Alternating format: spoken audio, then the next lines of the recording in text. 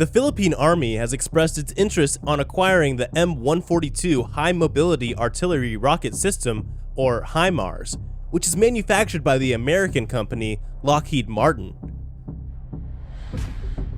Although the potential sale and deal between the Philippines and United States for HIMARS has failed back in 2019, the Army has not lost its interest on the rocket artillery system and hopes to acquire one for the next horizon.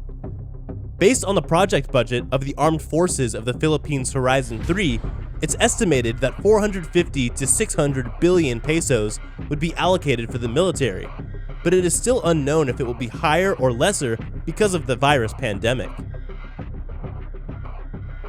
Some of the big-ticket projects in the Horizon 2, such as the multi-role fighter acquisition project of the Air Force, has been moved to the Horizon 3 of the modernization program.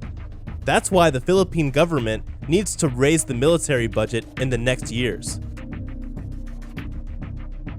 Back to the HIMARS topic, Lockheed Martin did not disclose the estimated cost for the Philippine Army, but they said that it is much cheaper compared to other systems on par with it, which makes it more attractive.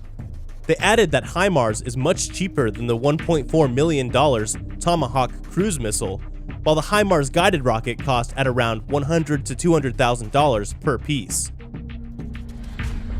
HIMARS is also capable of launching tactical ballistic missiles, such as Attack MS, which cost at around $700,000 per missile. Military experts see that the Philippines might acquire it in 2023 or as earlier as 2022, and the United States might also deploy another HIMARS on Philippine soil if the Enhanced Defense Cooperation Agreement will be finally implemented. The acquisition might also be possible as the Philippine Army has the largest chunk in the modernization program, and most of their projects are prioritized, such as the Self-Propelled Artillery Project, the Light Tank Project, and the Armored Personnel Carrier Project, which are already approved and just waiting for the delivery. The country has also experienced and had a taste of HIMARS when the weapon was deployed back in 2016, during the Balikatan military exercise between the Philippines and the United States. It's reported that the top military officials were very impressed during the live-fire exercise with HIMARS. The idea of acquiring this artillery rocket system can be a response to China's artificial islands in the West Philippine Sea and increasing aggressive military actions in the disputed waters. Singaporean defense analysts said that if the Philippine government decided to fund the acquisition of HIMARS, it can be deployed in Palawan province and in the Pag-asa Island, but it can be a very vulnerable spot if deployed in Pag-asa Island. The said island is very near to the Chinese-controlled island in the Spratlys, which is just 22 kilometers away and can easily be seized or airstriked if attacked. But HIMARS could be a game-changer in the country's fight against intrusions of Chinese vessels. If acquired, China might also protest, as it can be seen as a provocative action by the country. It has also been the same response when the Philippines announced that the military will be purchasing the BrahMos missiles from India, where China slammed the sale to the Philippines and said that it jeopardizes the stability in the region. The Philippine Navy might get the BrahMos missile battery first before the Army, but for now it was delayed again due to the economic impact of the virus pandemic. On another topic, the Philippine Navy's BRP Jose Rizal is now reported to be equipped with missiles, even though there wasn't a reported delivery of its missiles to the Philippines this year. Based on Max Defense analysis of the photos of BRP Jose Rizal, it can be seen that the Simbad RC missile launchers installed on top of the hangar superstructure already have ready-to-fire missile canisters installed. He added that the Philippine Navy already received a few MBDA Mistral short-range surface-to-air missiles this year from the Frigate Lot 2B acquisition project of the AFP modernization program.